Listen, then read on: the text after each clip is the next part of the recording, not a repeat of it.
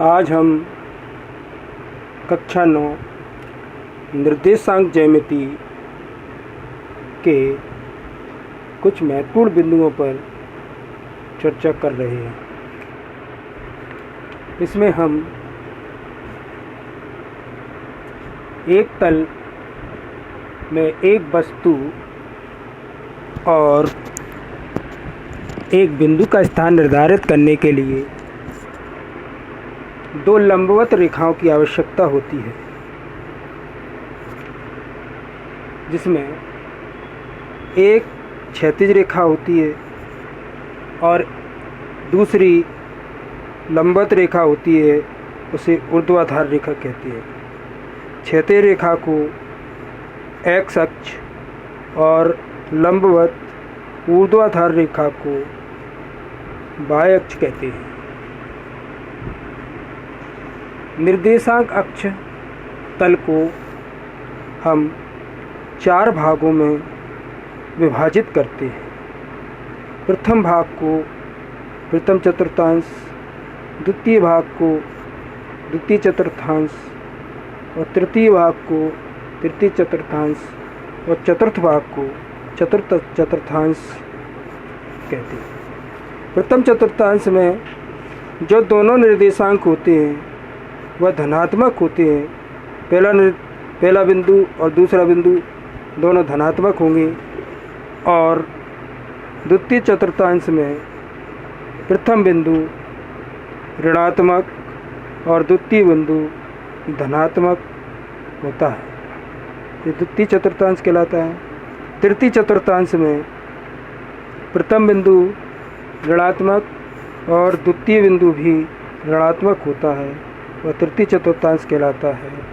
और चतुर्थ चतुर्थांश में प्रथम बिंदु धनात्मक और द्वितीय बिंदु ऋणात्मक होता है।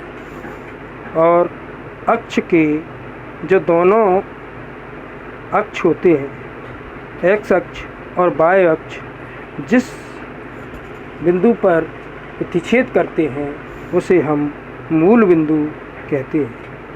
मूल बिंदु और मूल बिंदु के निर्देशांक 0 0 होते हैं। अब एक्स अक्ष से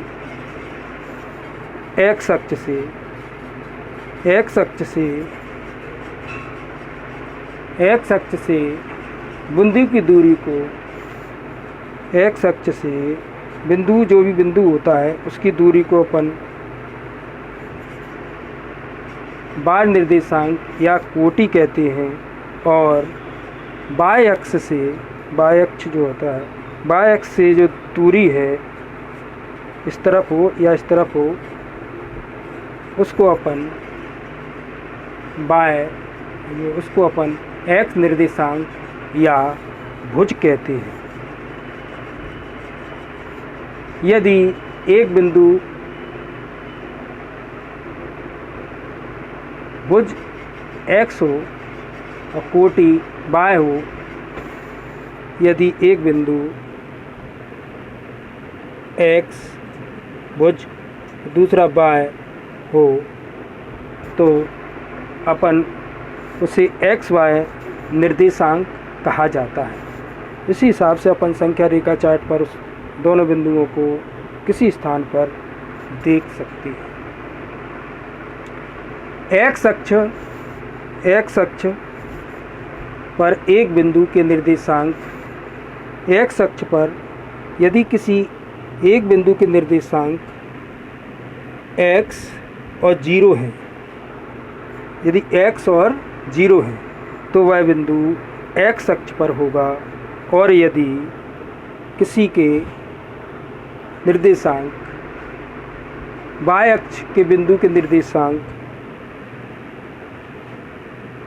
y अक्ष के निर्देशांक 0 और y होंगे तो वह y अक्ष पर होगा। यदि प्रथम बिंदु 0 होगा और द्वितीय बिंदु कोई अंक होगा, चाहे ऋणात्मक हो चाहे धनात्मक हो, तो वह y अक्ष पर होगा।